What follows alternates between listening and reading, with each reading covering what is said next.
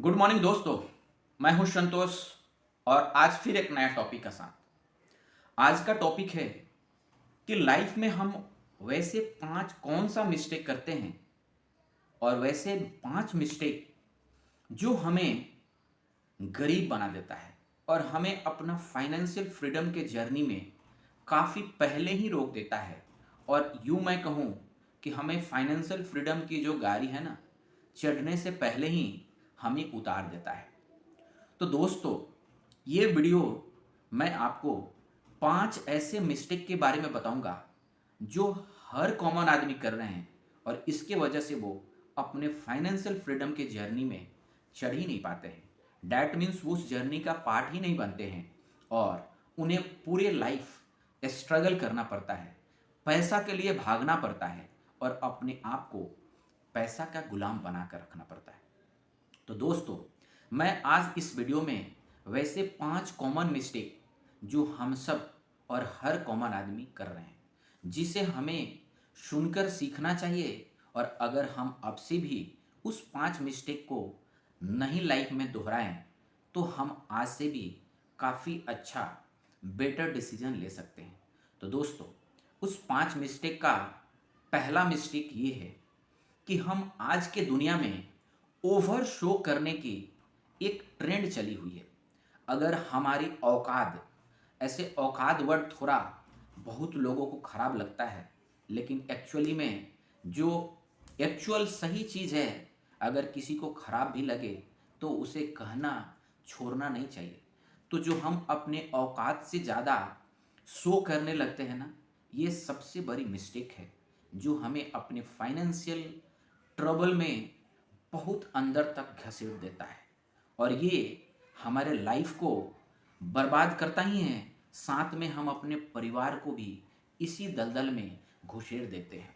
तो दोस्तों, over showing का मतलब होता है कि अगर आज हमारा इनकम 25,000 रुपया मंथली कमा रहे हैं और मैं 1 लाख रुपया का ईएमआई पर आईफोन ले लूँ तो मैं इसे ओवर शो कहूँगा। अगर 25,000 रुपया आज मैं कमा रहा हूँ और 10,000 के ईएमआई पर मैं अपना बाइक या फोर व्हीलर ले लूँ तो मैं इसे ओवर शो कहूँगा। या अगर मैं पूरे इनकम के टर्म में बताऊँ कि अगर मैं 25,000 रुपया कमा रहा हूँ और मेरी खर्चा 20,000 से ज़्यादा है और वो भी किसी इन्वेस्टमेंट या कोई अच्छी अपनी घर की जिम्मेवारी के लिए नहीं, शो करने में, तो मैं कहूँगा ओवर स्पेंडिंग। तो दोस्तों, ये रियल में बहुत बड़ी बीमारी है। मैं बीमारी इसलिए कह रहा हूँ क्योंकि ये साइकोलॉजिकल बीमारी है, क्योंकि हम इस बीमारी से इतने ग्रस्त हो चुके हैं, हम इस बीमारी से इतने ज़्यादा आदी हो चुके हैं कि इस बीमारी के बारे में हमें पता ही नहीं है और हम पता भी नहीं करना चाहते। ओवर स्पेंडिंग हमें आज की जिंदगी बर्बाद तो कर ही रहा है, साथ में हम अपने फ्यूचर और अपने बाल बच्चे को भी बर्बाद कर रहे हैं। क्योंकि ओवर स्पेंडिंग की जब एक बार आदत लग जाएगी तो पूरे लाइफ में हम केवल अपने शौक, दिखावा और इवन हम दूसरे के जो तारीफ सुनने के लिए जो खर्चा करते हैं ना, उसमें पूरे के पूरे उलझ जाएंगे और पूरे जीवन इसी उलझन में हम खत्म हो जाएंगे। यानी कि हम कहें कि हम अपने दिखावे के ट्रैप में फंस जाएंगे। मैं एक छोटा एग्जांपल देता हूँ। मेरा एक दोस्त है जो रियल में 50,000 रुपये से ज़्यादा कमाता है मंथली, लेकिन उसने अपने घर में एक बर्थडे पार्टी ऑर्गेनाइज किया। और आप सोच सकते हैं कि बर्थडे पार्टी तो हम लोग सब किसी के घर में मनता है और रियल में उस दिन स्पेशल खाना खाना, केक काटना, ये सारी होती है। लेकिन ये रियल में मेरे को सरप्राइज़ किया, वो दोस्त ने उस दिन ऑलमोस्ट 6 लाख रुपीज़ की खर्चा की और वो भी इस बर्थडे पार्टी में।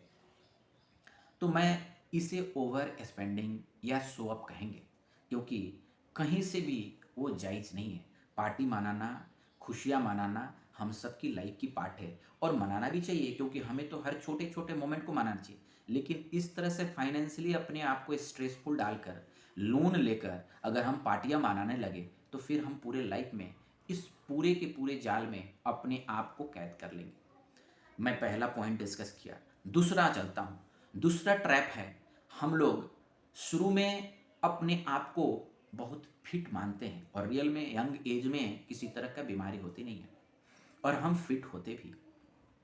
साथ में हमें किसी भी तरह का उस तरह का महसूस भी नहीं होता है कि मेरा तबीयत खराब भी हो सकता है, तो हम थोड़ा ओवर कॉन्फिडेंस में भी आ जाते हैं। लेकिन आपको पता है, अनहोनी हो या लाइफ की कोई भी ऐसा इंसिडेंट, इमरजेंसी, ये बताकर नहीं आती है और कब आएगी ये किसी को भी पता नहीं है। तो हमें अपने आप को उस सिचुएशन से भी बचाने के लिए, जो आज के दिन में बहुत कम लोग कर रहे हैं, यानी कि हमें अपना हेल्थ इंश्योरेंस और पूरे परिवार के साथ और एक टर्म इंश्योरेंस जरूर रखनी चाहिए, जो कि ये मैक्सिमम लोग नहीं रखे हैं। क्योंकि अगर आप अपना इंडिया का हेल्थ इंश्योरेंस और लाइफ इंश्योरेंस का पेनेट्रेशन देखेंगे, परसेंटेज देखेंगे, तो आपको क्लियरली समझ में आ जाएगा कि हम किस स्थिति में हैं। तीसरा जो हम मिस्टेक करते हैं वो है इन्वेस्टमेंट डिले या इन्वेस्टमेंट ना करना।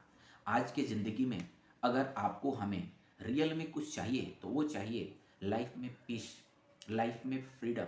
और वो फ्रीडम आपको तभी मिलेगी जब आप अपना आज की कमीनी को थोड़ा सा फ्यूचर के लिए इन्वेस्ट कर दे, फ्यूचर को बेटर करने के लिए अगर जमा कर दे, तो रियल में वो हमारे लिए एक्चुअल लाइफ का फ्रीडम मिलेगा। और वो बहुत इम्पॉर्टेंट है।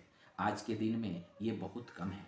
हम यंग अगर हैं तो यंग से ही हमें अपना रिटायरमेंट की भी प्लानिंग कर लेनी चाहिए। हमें 10 साल 20 साल की कुछ रिक्वायरमेंट है उसकी भी प्लानिंग कर लेनी चाहिए, जो कि हम लोग नहीं करते हैं। क्योंकि अगर आज से 10 साल या 20 साल के काफ़ी बड़ा कॉर्पस भी अरेंज करने की प्लानिंग करें, तो हो सके हमें 5% 10% भी अपने इनकम का अगर मंथली एसआईपी मोड में या किसी भी अच्छे इन्वेस्टमेंट में डाल दूँ, तो वो बड़ा कॉर्पस 50 लाख करोड़ या 10 करोड़ भी हो सके, काफ़ी छोटा कंट्रीब्यूशन से हमारा रिटायरमेंट के समय तक आ जाएगा। तो इसीलिए ये भी मिस्टेक हमें कर रहे हैं और ये हमें काफ़ी यंग, यानी कि मैं कहूँ कि करियर के शुरुआत से ही, भले ही छोटा अमाउंट हो लेकिन कंटिन्यूअस करना चाहिए। और अगर इनकम का हो सके तो 20% हो तो बेस्ट है। उसके अलावा जो चौथा मिस्टेक जो हम लोग करते हैं वो हमारा मिस्टेक है ओवर स्पेंडिंग। मैंने पहला टॉपिक आपको बताया था शो अप, दूसरा टॉपिक मैंने बताया हेल्थ इंश्योरेंस और लाइफ इंश्योरेंस नहीं रखना, तीसरा मैंने बताया आपको कि हम इन्वेस्टमेंट नहीं करते हैं, और चौथा मैं बता रहा हूँ ओवर स्पेंडिंग। ओवर स्पेंडिंग का मतलब होता है कि आप जितना कमाते हैं या तो उसके बराबर या उससे ज़्यादा खर्चा करते हैं। तो किसी ना का भी क्वेश्चन हो सकता है कि ज़्यादा कैसे करेंगे, तो ज़्यादा इसलिए होगा क्योंकि हम क्रेडिट कार्ड पर कुछ खर्चा कर लेंगे, कुछ ईएमआई बना लेंगे, क्रेडिट कार्ड में भी हम मिनिमम पे करके उसका ईएमआई बनाते जाएंगे। तो ये सारे हुआ इनकम से ज़्यादा या ओवर स्पेंडिंग या जिसकी ज़रूरत है उससे ज़्यादा।